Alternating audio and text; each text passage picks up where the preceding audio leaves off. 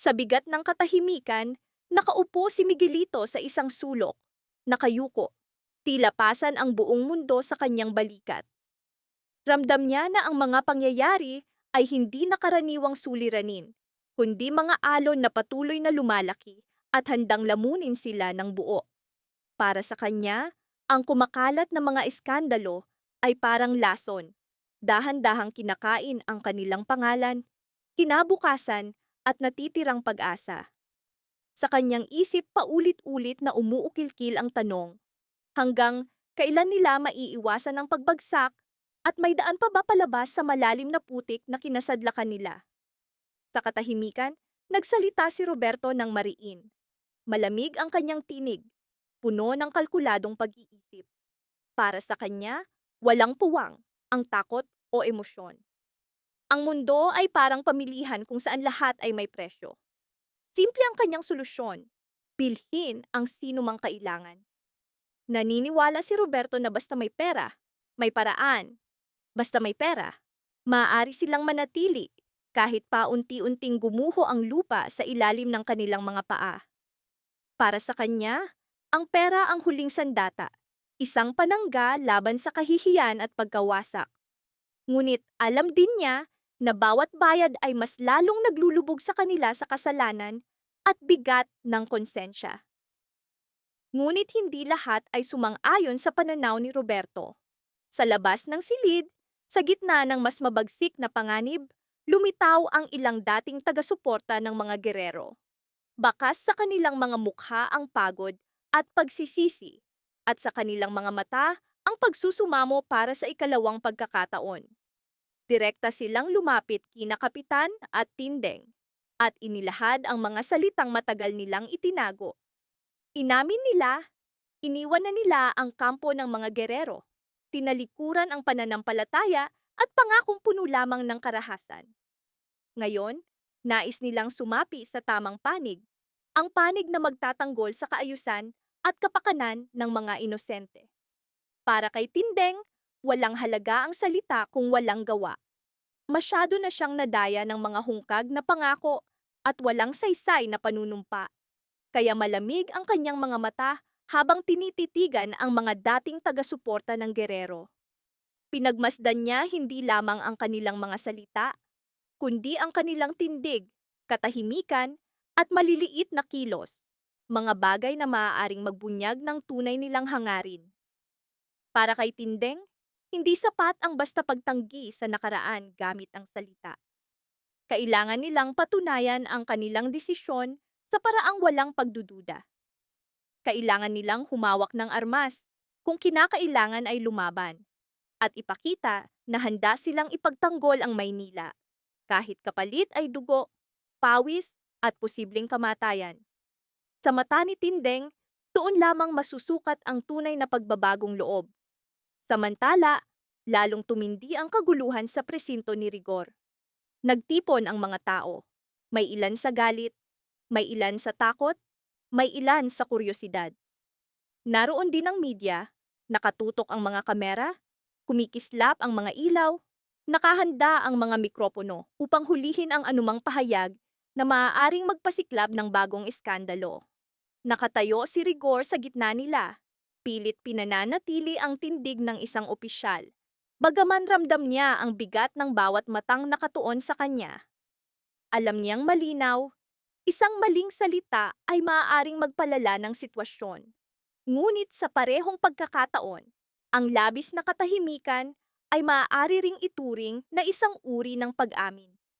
Sa sandaling iyon, isang matapang na mamamahayag ang biglang sumigaw. Tinawag niya si Rigor sa pangalan at humingi ng tuwirang pahayag. Sa iglap na iyon, nakabitin ang kapalaran ng lahat, sapagkat bawat salita mula sa bibig ni Rigor ay maaaring magbago ng takbo ng gabi. Matulis ang tinig ng mamamahayag, puno ng hamon, sinadyang malakas upang marinig ng lahat. Tila tumigil ang oras, nawala ang ingay sa paligid, napalitan ng mabigat na katahimikan. Lahat ay naghihintay sa sagot ni Rigor. Mabilis na sumagi sa kanyang isip ang mga nakaraang desisyon, mga kompromisong ginawa, at mga lihim na matagal nang nanganganib na mabunyag.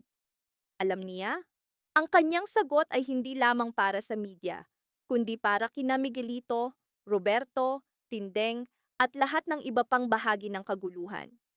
At sa sandaling iyon, ang bawat salita ni Rigor ay magiging mitya ng pagligtas o ng tuluyang pagkawasak. Sa katahimikan, dahan-dahang binuksan ni Rigor ang kanyang bibig, handang harapin ang anumang kapalit ng kanyang sagot. Diretsong ibinato ng mamamahayag ang tanong. May kaugnayan ba ang mga gerero sa madugong pagkamatay ng pamilya Mondragon? Muling bumigat ang paligid. Lahat ng mata nakatutok kay Rigor. Agad niyang itinanggi. Malamig ang kanyang tinig, ngunit bakas sa kanyang mga mata ang pagkairita. Sinabi niyang walang basehan ang paratang. Pawang kasinungalingan lamang, isang lantad na pagtatangka upang dungisan ang pangalan ng mga gerero. Ngunit hindi tumigil ang mamamahayag. Lalong tumalim ang kanyang mga tanong. Iginiit niyang may impormasyon na nagsasabing si Rigor mismo ay sangkot sa trahedya ng Mondragon at marahil may mas malalalim pang lihim na sinasadyang itago. Para kay Rigor, hindi na ito karaniwang tanong. Isa itong tuwirang hamon sa kanyang kapangyarihan at reputasyon. Sa huli, hindi na niya napigilan ang sarili. Sa matalim na utos, pinatahimik niya ang mamamahayag at sa mabigat na tinig ay mariing nagbabala. Walang sino man ang dapat makialam sa mga usapin ng mga gerero. Ang babala ni Rigor ay hindi lamang salita, kundi malinaw na hudyat na ang sinumang magtutuloy ng investigasyon ay may kapalit na kaparusahan.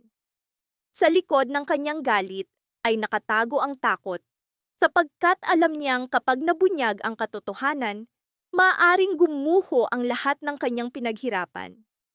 Samantala, biglang kumalat ang pangamba sa kampo ni Tanggol at Pungay. Bumigat ang hangin at isang hindi maipaliwanag na takot ang bumalot sa paligid. Hindi pa tuluyang natatanggal ang mga gapos ni Pungay nang muling lumitaw si Rocky Boy. Dala ang mga taon ng kinimkim na puot. Nagtagpo ang kanilang mga mata. Bawat titig ay refleksyon ng lumang sugat at matagal ng kinimkim na galit. Hindi na kailangan ng salita, sapagkat malinaw na nagsasalita ang kanilang mga mata ng matagal nang nakabaong dalamhati at apoy ng paghihiganti. Hindi nag-alinlangan si Tanggol. Sa biglang galaw, itinulak niya si Rocky Boy, handang wakasan ang lahat. Ang kaguluhang matagal nang sumira sa kanilang buhay.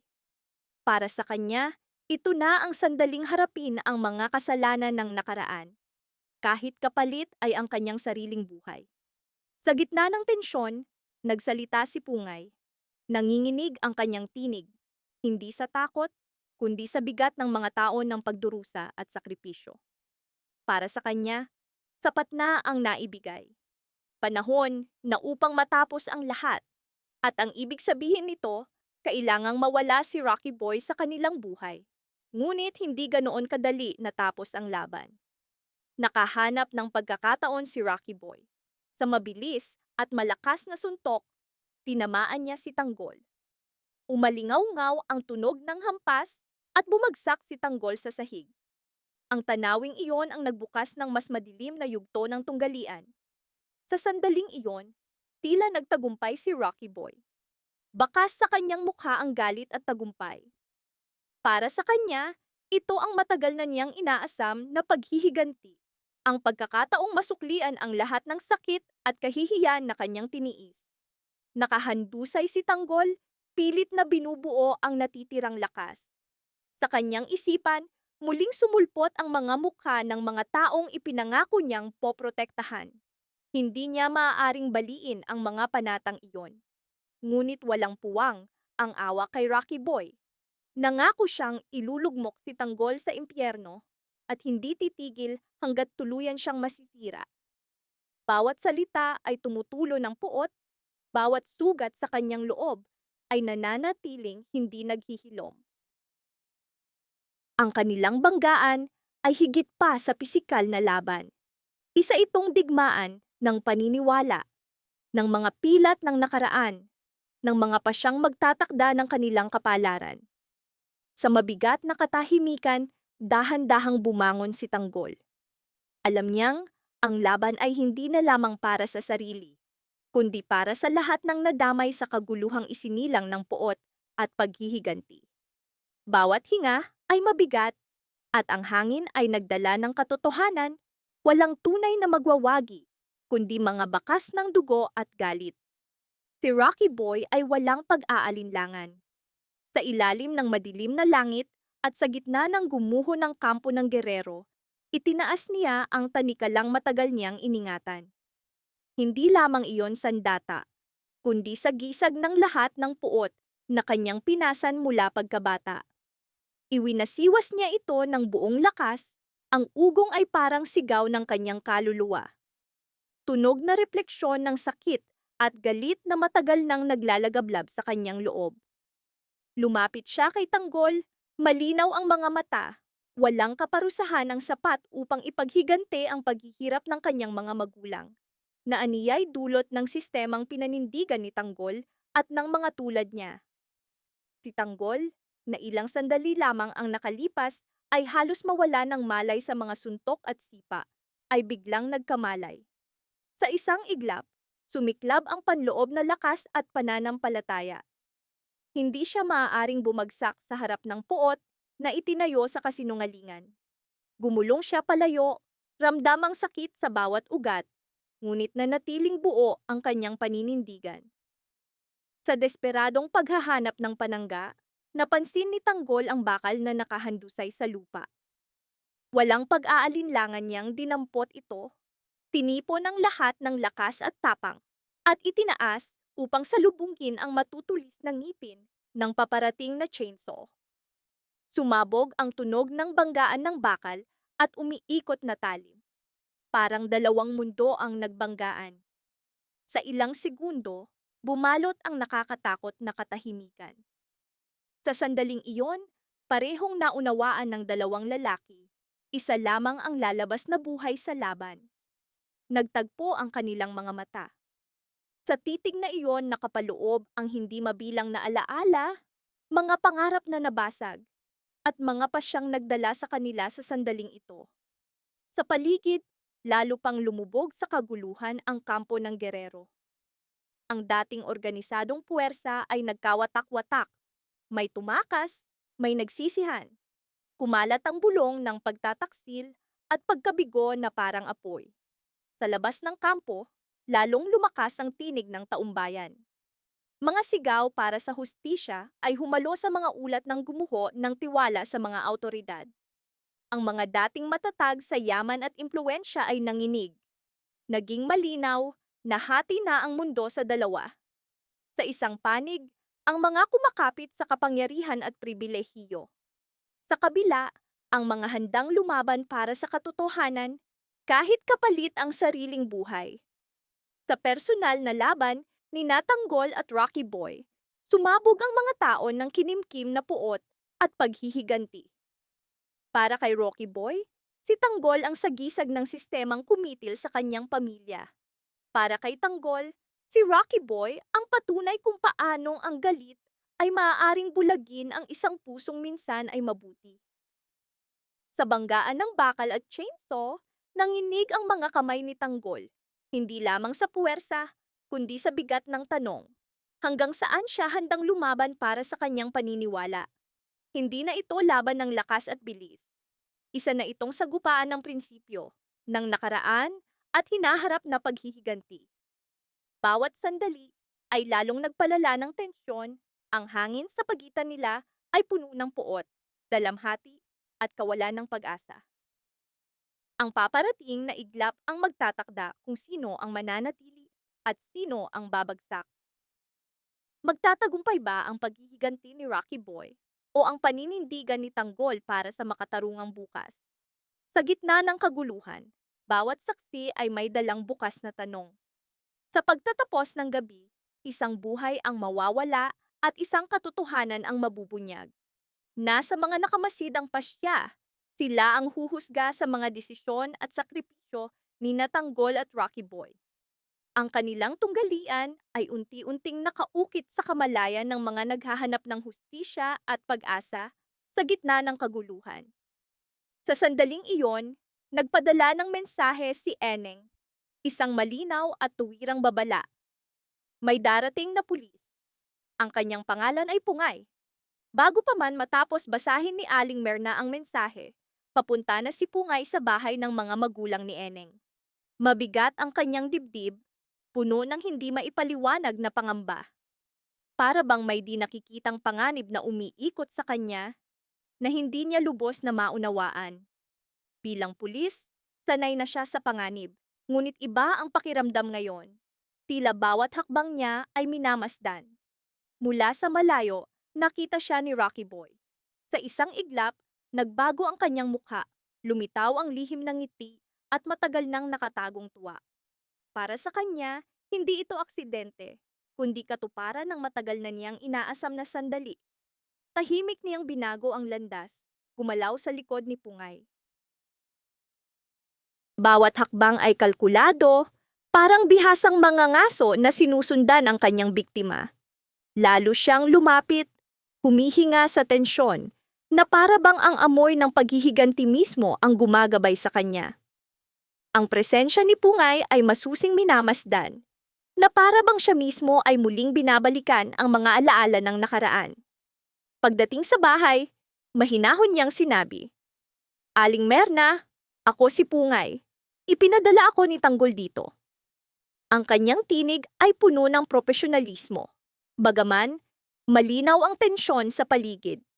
Sumagot si Aling Merna, bakas pa rin ang takot sa kanyang mukha. Kumpirmado niyang si Eneng na nga ang nagpadala ng mensahe at alam niyang may darating na pulis. Ngunit hindi doon nagtapos ang kanyang kwento. Nanginginig si Aling Merna nang sabihin na ilang sandali lamang ang nakalipas ay may isang estrangherong lalaki na nagtangkang pumasok sa kanilang bahay. Dahilan, upang siya'y lubos na matakot. Sa tinig na nanginginig, inalala niya ang mga sandaling iyon. Agad na nagtanong si Pungay, ano ang itsura ng lalaki? Saan siya nagtungo? May detalye bang makatutulong sa investigasyon? Sagot ni Aling Merna, ang naaalala lamang niya ay nakasuot ito ng salamin, ngunit hindi niya alam kung saan ito nagtungo. Sa narinig, lalong tumindi ang hinala ni Pungay. Para bang unti-unting nabubuo ang piraso ng palaisipan, bagaman hindi pa malinaw ang buong larawan. Bago umalis, iniwan niya ang kanyang numero kay Aling Merna at mariing iniutos, kapag bumalik ang lalaki, agad siyang tawagan. Binalaan pa niya na huwag makipag-usap sa mga estranghero at manatili sa loob hanggat maaari. Bawat salita ay puno ng pag-iingat, sapagkat alam niyang isang maling hakbang ay maaaring magdala ng kapahamakan. Sinabi pa niya na bibisitahin niya ang ibang pamilya, ang mga magulang ni na Bulldog, Thanos at Dolfo. Bawat piraso ng impormasyon ay maaaring maging mahalaga. Bitbit ang mabigat na responsibilidad, tahimik siyang umalis, ngunit hindi niya namalayang sinusundan na pala siya ni Rocky Boy. Bawat hakbang ni Pungay ay may anino. Tahimik, ngunit puno ng determinasyon. Bigla na lamang nagkunwaring nadapa si Rocky Boy, bumagsak sa lupa at umungol sa sakit. Si Pungay, dala ng kanyang likas na pagkatao at tungkulin bilang pulis, ay agad na tumulong. Sa sandaling iyon nagtagpo ang kanilang mga mata, at bumalik sa alaala ni Pungay ang mga nakaraan. Nang marinig niya ang malamig at mapangutyang tinig ni Rocky Boy na nagsabi, "Hello baby girl," para bang binuhusan siya ng yelo. Sa isang iglap, nakilala niya ang mukha. Ang lalaking minsang muntik nang pumatay kay Dimples. Ang lalaking iniwan niya sa madilim na nakaraan. Bumilis ang tibok ng kanyang puso. Sa gitna ng takot at pagkagulat, mabilis niyang hinugot ang kanyang baril. Ngunit mas mabilis si Rocky Boy. Sa ilang segundo, bumagsak si Pungay na walang malay tinumba ng matagal ng kinimkim na lakas at puot ng kanyang kaaway. Kinaladkad siya ni Rocky Boy patungo sa kanyang lihim na lungga. Isang lugar na mabigat ang katahimikan, kung saan bawat sulok ay nagkukubli ng anino ng lihim at karahasan. Nang bumalik ang kanyang ulirat, mabigat ang ulo ni Pungay. Puno ng tanong ang kanyang isipan. Paano siya napunta rito? Umalingaw-ngaw ang tinig ni Rocky Boy, puno ng pangungutya at matagal nang hinanakit. Sinabi niyang sa wakas, nagharap na silang muli, ang sandaling matagal niyang hinintay. Tinanong niya si Pungay kung naaalala pa niya ang lalaking iniwan niya sa hotel, ang taong naiwan sa pagitan ng mga pangako at pagtataksil.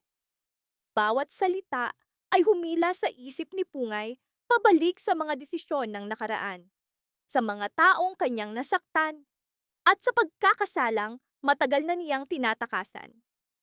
Sa kanilang titigan, naging malinaw. Hindi na ito simpleng paghihiganti. Isa itong banggaan ng mga sugat na hindi kailanman naghilom. Bumigat ang katahimikan, puno ng galit, panghihinayang, at mga tanong na marahil ay hindi na masasagot. Sa sandaling iyon, naging malinaw, ang kanilang muling pagkikita ay simula lamang ng mas madilim at mas komplikadong tunggalian, isang labang magbabago sa kanilang kapalaran magpakailanman.